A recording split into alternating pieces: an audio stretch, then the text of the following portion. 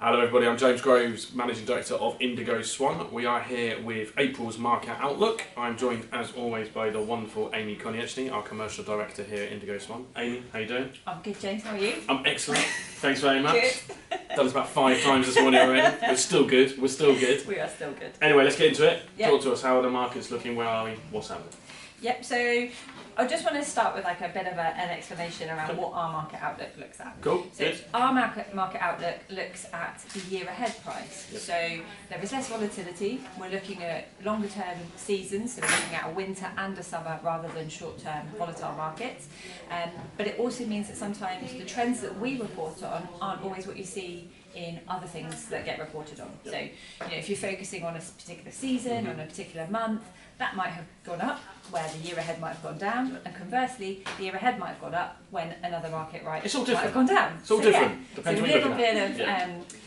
It's one of those things in the energy market that you can demonstrate and interpret things however you want. Oh, 100%. You can make something look good and you can make something not look good. Yeah, absolutely. So we focus on year ahead because it smooths out a lot of that volatility, gives our customers kind of a grounded base information, but ultimately it depends what the price is doing on the day as to whether we would recommend a contract to get signed or not. Absolutely.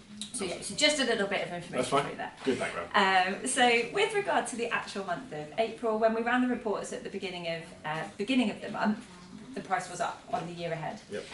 Not too drastic, not what we've seen before, better has been. but it's still okay and it's still quite stable at the moment.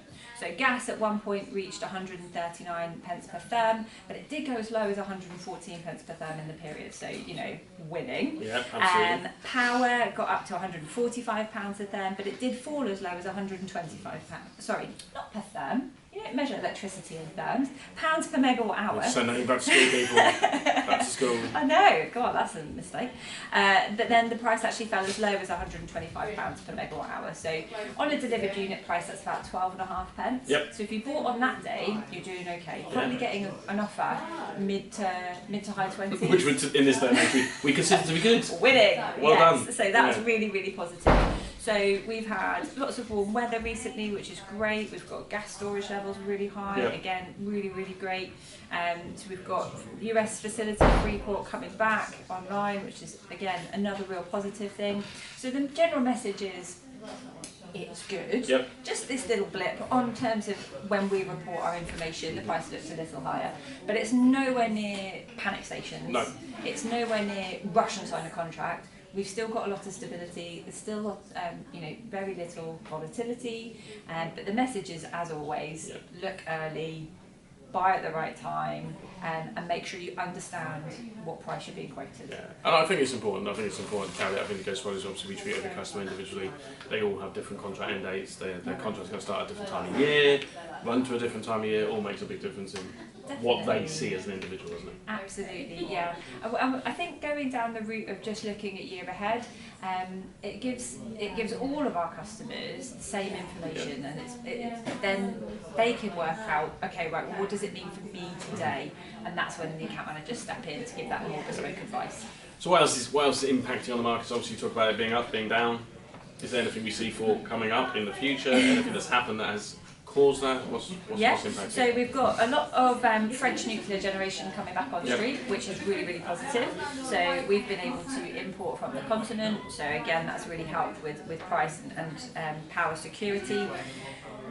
The strikes in France, though, causing a bit of concern. So they love a strike in France. They do love a strike in France, and it's about. No disrespect to any French viewers.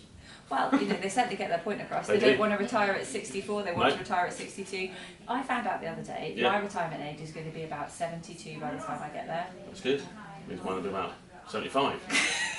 Still miserable though, isn't it? So, we won't retire, let's just consider No, we won't. That. We won't ever retire. So so there's French strikes might impact maintenance on the continent, so then it just makes supply security a little bit tighter. But overall, it's actually quite a positive message. As we move into summer, everybody kind of feels a bit better anyway. The traders are happier, they've got holiday plans coming up.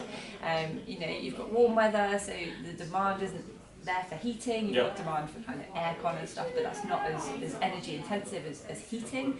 So overall, it is actually quite positive messages, people.